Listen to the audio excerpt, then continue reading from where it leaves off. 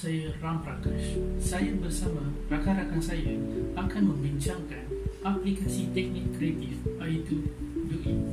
DoIt itulah mesej ringkas dari buku The Art of Creative Thinking. Topik ini akan mengajar anda bagaimana untuk memupuk, mengembangkan dan menggunakan kebolehan kreatif serta menyediakan alat yang membolehkan anda mengenali peluang dan mengembangkan pandangan baru mengenai masalah harian di tempat kerja. Teknik DoIt menggabungkan pendekatan sistematik, perniagaan, kejuruteraan dan pendekatan seni seperti muzik. Seni pemikiran kreatif akan menunjukkan kepada anda bagaimana untuk menentukan masalah, membuka fikiran anda, mengenal pasti penyelesaian dan mengubah masalah. Ini adalah sejenis kemahiran yang anda boleh pelajari. Semasa anda berlatih The Art of Creative Thinking seperti DoIt, anda akan mendapati bahawa berlaku peningkatan dari aspek produktiviti, kesihatan dan kebahagiaan. Tanpa melengahkan masa, marilah kita mendengar penjelasan yang lebih jelas daripada rakan-rakan saya. Assalamualaikum warahmatullahi wabarakatuh. Saya Fariha Atirah binti Muhammad Zubir, GB 03603. Okey, huruf D yang merujuk kepada define the problem.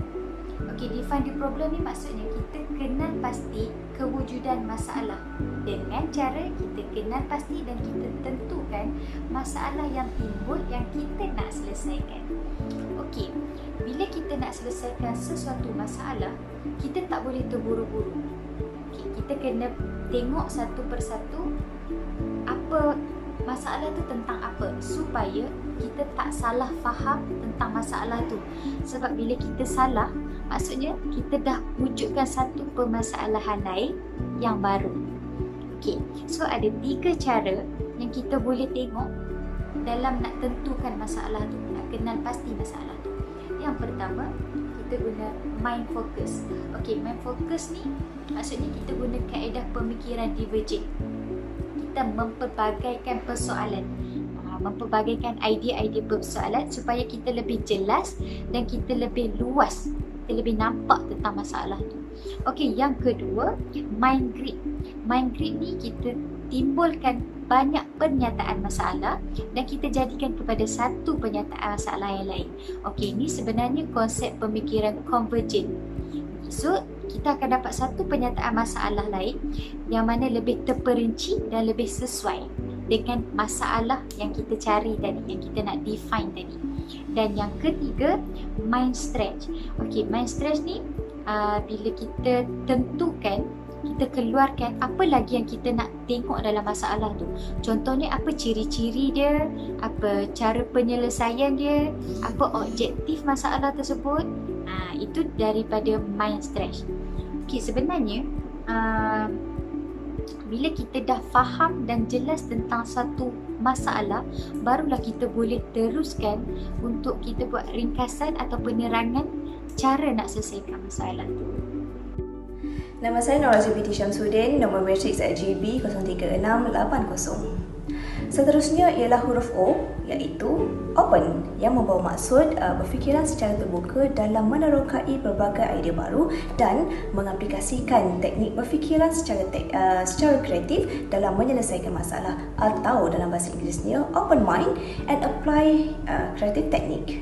Jadi fungsi O mempunyai 4 jenis mind, iaitu yang pertama, mind prompt, di mana seseorang menjadikan idea orang lain untuk menghasilkan idea baru yang tersendiri. Contohnya penciptaan telefon bimbit yang dahulunya bersaiz besar dan agak berat untuk dibawa ke mana-mana, tetapi sekarang ini telah dicipta pembaharuan telefon pintar. Yang kedua, mind surprise, iaitu idea penyelesaian yang lebih munasabah berbanding idea yang tidak masuk akal.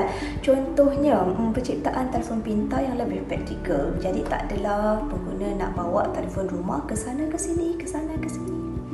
Seterusnya, mind free, iaitu merangsang idea baru daripada perkara yang langsung tidak ada kaitan dengan masalah. Contohnya aplikasi yang wujud di dalam telefon pintar. Kebanyakannya berfungsi hampir sama, tapi memudahkan pengguna. Hari ini nak naik teksi atau nak panggil Grab je.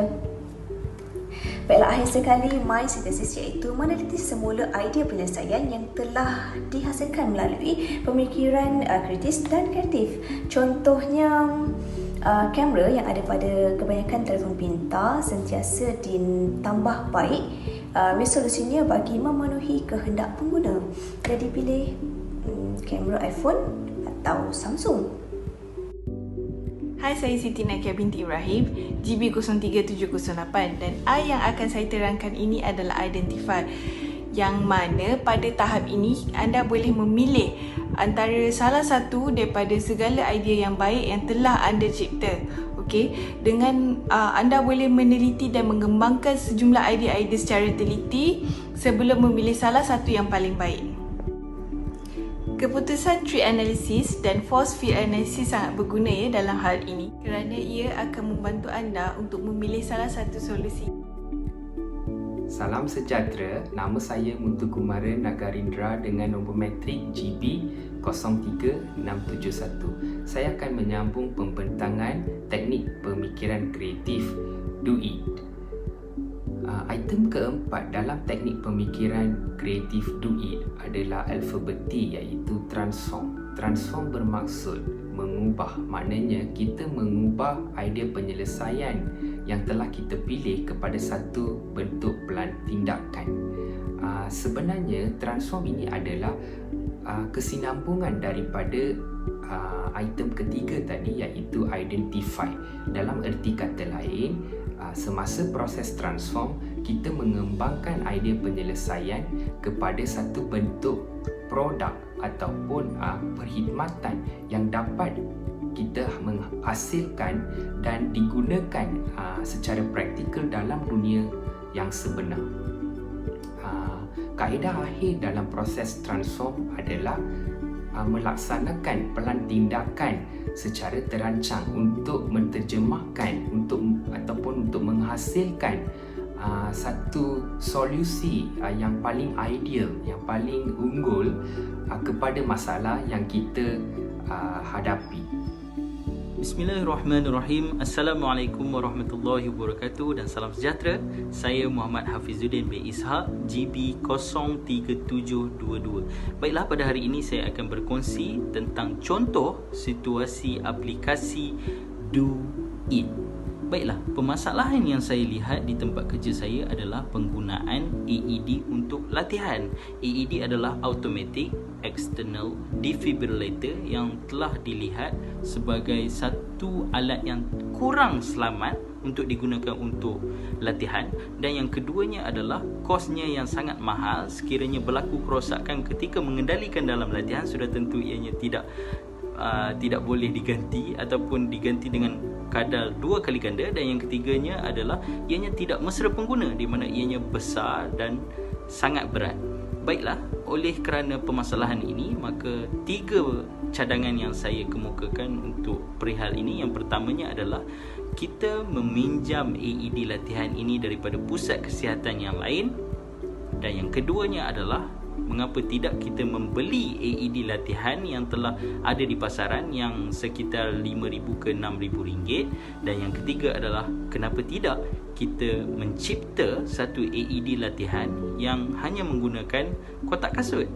Dan akhir sekali, apabila 3 cadangan ini dirangkumkan, saya berpendapat yang ketiga lebih baik dan lebih kreatif di dalam perkara ini, di mana kita mencipta AED latihan menggunakan kotak kasut, dan sudah tentu impaknya sangat baik, iaitu ianya mampu mengurangkan kos, mengurangkan tenaga, mengurangkan masa, dan sudah tentunya ia selamat digunakan untuk latihan. Itu saja saya berkongsi pada hari ini tentang situasi contoh aplikasi Do It.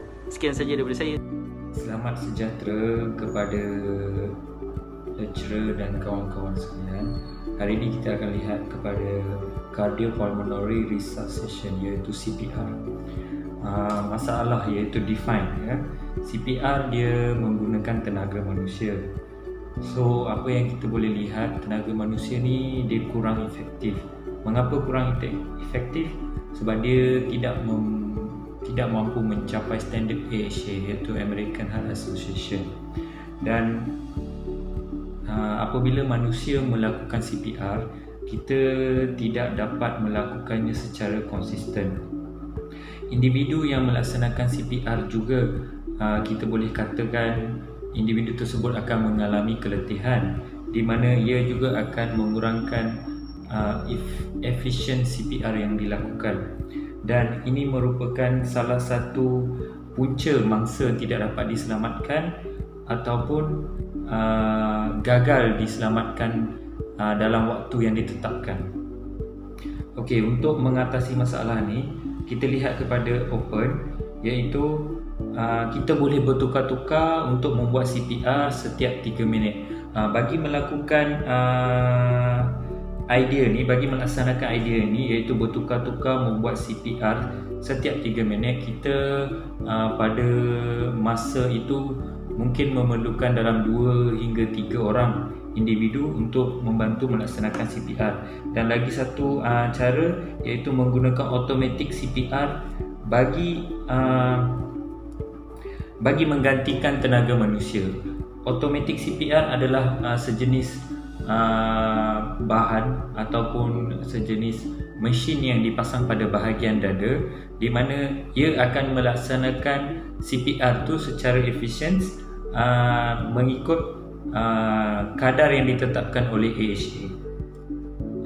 So untuk kita melihat pada step seterusnya, iaitu identify, dalam dua idea ni, automatic CPR ini yang dikatakan yang diketengahkan. Walaupun kosnya tinggi, tetapi CPR yang diberikan oleh automatic CPR ni lebih efisien dan mampu menyelamatkan nyawa manusia pada kadar atau masa yang ditetapkan. Kalau kita lihat pada idea yang di mana CPR dilakukan secara bertukar-tukar setiap 3 minit, mungkin pada sesuatu keadaan di mana ada mangsa yang pengsan atau mengalami sakit jantung atau collapse, dalam bahasa Inggeris kita panggil collapse, kita mungkin memerlukan 3 atau 4 orang individu yang tahu berkenaan dengan CPR untuk melaksanakan CPR tersebut, untuk kita bertukar-tukar secara dalam masa 3 minit untuk melakukan CPR secara efisiensi. So pada situasi-situasi itu kita mungkin tidak mampu untuk mendapatkan individu yang tahu melaksanakan CPR dalam keadaan yang tertentu. So kita identify idea yang kedua, di mana automatic CPR diketengahkan. So kita lihat pada transform, iaitu idea ini dipilih untuk digunakan dan dipersetujui kerana ianya sangat menjurus kepada objektif yang dicapai. Iaitu objektif yang kita nak capai ialah melaksanakan CPR secara efisiensi dan pada masa yang ditetapkan, iaitu standard-standard yang ditetapkan oleh American Heart Association. Itu sajalah untuk bahagian saya, cardiopulmonary resuscitation, iaitu DUIT. Assalamualaikum warahmatullahi wabarakatuh dan salam sejahtera. Saya Amirah Farhana binti Hilmi, nombor matrik GB 03593. Hari ini saya akan memberikan salah satu contoh situasi untuk DUIT di mana saya berpendapat bahawa kita perlu mewujudkan bilik penyediaan dan juga pemberian ubat-ubatan. Hal ini kerana era kini saya melihat bahawa terdapat pelbagai masalah di sektor perkhidmatan kesihatan, di mana penyimpanan ubat-ubatan dilihat semakin berkurangan, sepertinya tidak cukup, dan juga kehilangan ubat-ubatan, dan juga berlakunya beberapa kes seperti kesilapan memberi ubatan kepada pesakit. Jadi pada pendapat peribadi saya, kita perlu mewujudkan antara salah satunya ialah drive-thru pharmacy ataupun farmasi pandu lalu. Yang kedua adalah membuat panggilan terlebih dahulu sebelum mengambil ubat-ubatan, dan juga mewujudkan bilik penyediaan dan juga pemberian ubat-ubatan. Okey, di sini saya melihat jika kita wujudkan bilik ini, ia akan membentuk pekerja-pekerja supaya lebih berhati-hati dan berjaga-jaga ketika melaksanakan tugasan dalam penyimpanan ubat-ubatan dan juga lebih efisien dalam penyediaan dan juga pemberian ubat-ubatan kepada pesakit. Jadi harapan saya dengan adanya bilik ini, permasalahan seperti kehilangan ubat-ubatan, kesilapan memberi ubat ataupun stok tidak mencukupi tidak akan berlaku. Nama saya Piravin Raj, anak lelaki Nadarajan, nombor matriks GB03698, dan saya akan membentangkan penutup kepada teknik penyelesaian masalah kreatif duit. Seperti mana yang kita tahu, kreativiti merupakan satu komponen yang penting dalam semua kegiatan intelektual dan ia merupakan satu keupayaan untuk melahirkan banyak idea berkaitan dengan penyelesaian sesuatu masalah. Seperti mana yang kita tahu, Robert W. Olson telah membangunkan model atau mencipta teknik kreatif duit ini.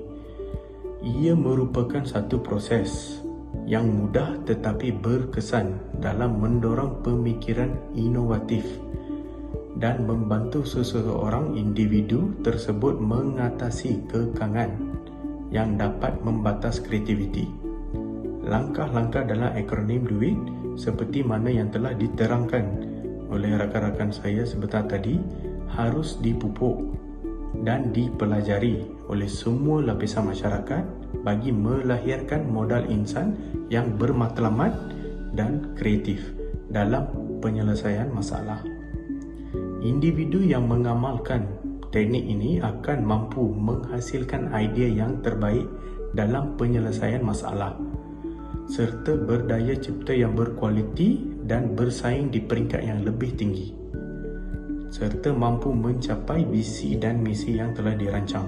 Teknik kreatif duit ini dapat membantu menyelesaikan pelbagai masalah sama ada dari segi pekerjaan, perniagaan ataupun kehidupan seharian sekiranya ia diimplementasi dengan berkesan.